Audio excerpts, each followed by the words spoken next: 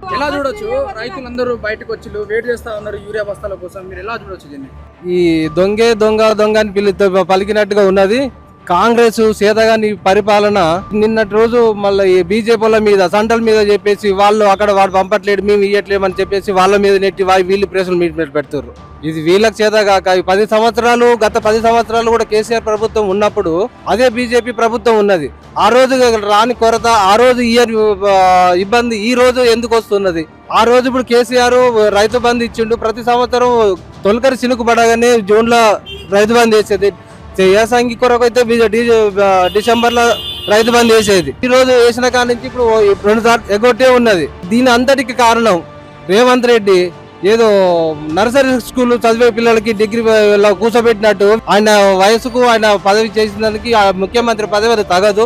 ఆయన చేతగంతనం అది మిడిమిడి జ్ఞానంతో పరిపాలన నడిపిస్తుండు. ఇది ఎవరికి కాంగ్రెస్ పార్టీకి ఇష్టం లేదు.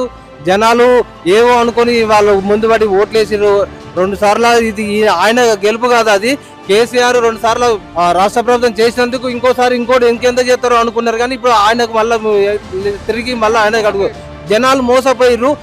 అదే మాట ఎలక్షన్ కి ముందు రేవంత్ రెడ్డి కూడా చెప్పిండు, తెలంగాణ ప్రజలు ఇంకొకసారి నా చేతితో మోసపోవడానికి సిద్ధంగా ఉన్నారు అని చెప్పేసి ప్రెస్ మీట్ ఉన్నది. బ్లూ షర్ట్ తో టీ షర్ట్ తో కూడా మాట ఉన్నది, ఉన్నది.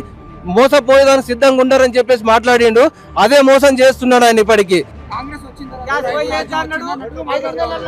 రైతు రాజ్యం వాళ్ళ మైకుల వరకే సరిపోతుంది, రైతుల రాజ్యం మైకుల వరకే సరిపోతుంది. కానీ ప్రజల దగ్గరికి రైతు రాజ్యం తీసుకొచ్చింది కేసీఆర్ ప్రభుత్వమే.